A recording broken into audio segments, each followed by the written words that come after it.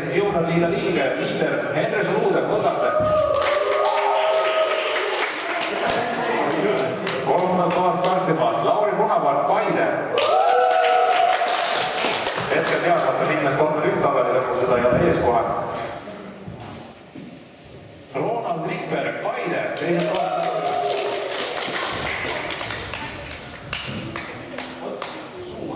Ronald saabki eelnast ei sõita. Järgmine aasta ka veel sõita. Ja seal annab neid lepitatakse. Okei, ja esimesed kohad startivad siis Paide kohalik kihutaja Ragnar Paik.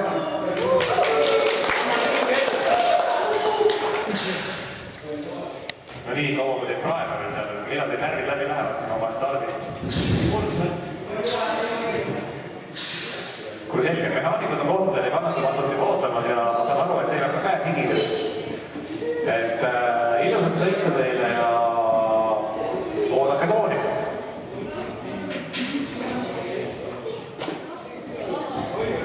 10, 9, 8, 7, 6, 5, 4, 3.